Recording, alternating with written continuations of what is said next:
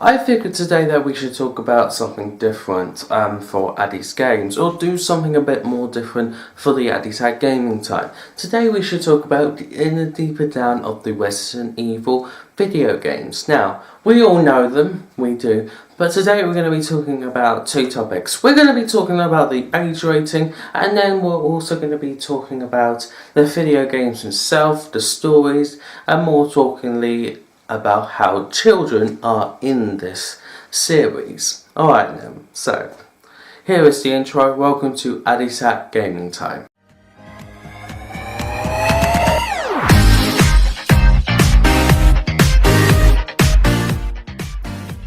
This one's age 15, this one's age 15. Open them up, well,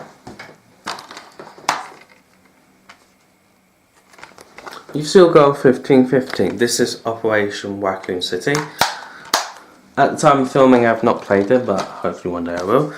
And well, this one, I don't have the disc in there because I'm still playing it, but if you would have opened it up, you would have seen a PEGI 18 sign with 2 over 18 stuff. Now why is that? Where on the front of the cover it says a 15 and it says contains strong violence and moderate horror. And it also says subject only for persons of 15 years and over, not to be supplied to any person below the age. Now this is the rule with any age rating. It's the same with 18, the PEGI 6, all of those stuff, because there are laws protecting people. And the reason why they do this is because they just want to protect the young people. They do of, like, basically you're not ready, I'm afraid. Like, even if you play them, do you have if you're 17 and you play an 18 game, I'm excluding Arkham Knight because that's good. Let's say Resident Evil 7 and you're 17. Do you play it? If so, has anything happened? Do you get scared? Has your fear of going outside when it's dark, has it developed more? Talking to people, has that got a bit stranger? Do you have nightmares? Do you feel scared? Those type of stuff. Now, it's always normal to feel scared, but it's about how scared. Because age ratings are there for a reason. Now, why is it? I'm going to answer this question.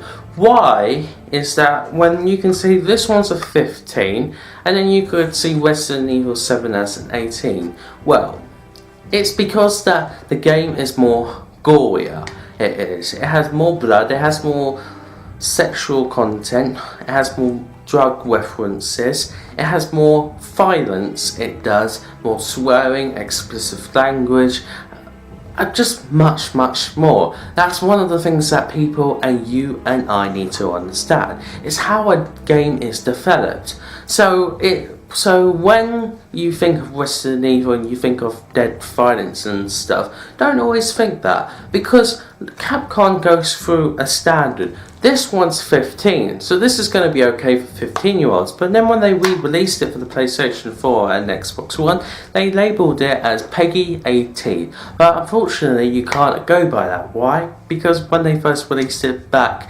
a long time ago for the PlayStation 2, the GameCube and the Wii, you have to go by the original release date.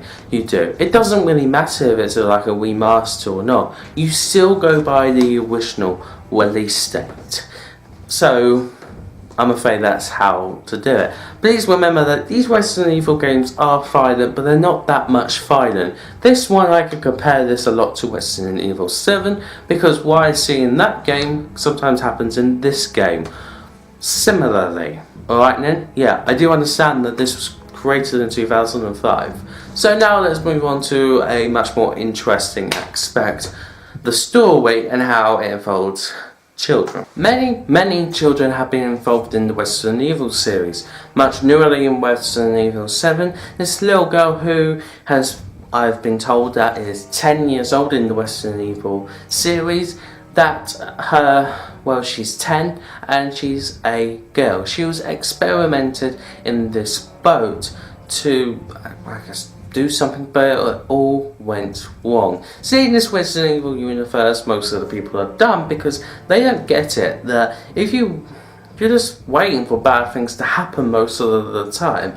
So how do they include children into this? Now, including, I'm saying under 18s basically. Okay, so this girl here, how can we compare them to the others? Well, I don't know as of so many. So here's what I know. I know there was a girl called Sherry who was innocent and a normal young girl like anyone in this world. And then there was another person who was in this religious cult in Resident Evil 4 who is 12 years old. Now, assumingly, we think this person is old, but he tells us that he was 12 when he got affected. So basically, when you're in that boss battle, you're killing a mutant kid. You are. Feel happy with yourself, do you? Hopefully there's a bit of sorrow in there for you. Even though he's gone through that torture, you should be playing in Capcom, for fuck's sake. And then you've got the newest one, which is in Resident Evil 7. So how do they impact these children in here? Well, how do they do it is that you can either make them evil or not evil. That's really simple as it is. Now, with these children, like anyone, if they were going to get affected, they will be scared. And because they're children, that's one thing you do have to understand. And with the story behind Evelyn, that's tragic and that is depressing and also sad, and I'll hopefully leave a link down below. So how do I think it's interpreted? Good. But question, what if they were gonna go around the kids of them doing sexual stuff? Because most of the time when it comes to violence, it's okay. But what happens when it comes to being sexual in video games? Just want to leave that out for you, because sometimes violence can get past, but sexual stuff, even for over 18s, can't. And I'm only talking about video games, and video games specifically, F off if you're thinking I'm talking about films. So yes, thank you guys for watching this different type of video. The reason why I'm doing this is because, well, like I said, every year I run out of ideas. I'm dreading Christmas, anyway. Christmas videos. Anyway, thank you guys for watching, and I'll see you all on the next one. Peace.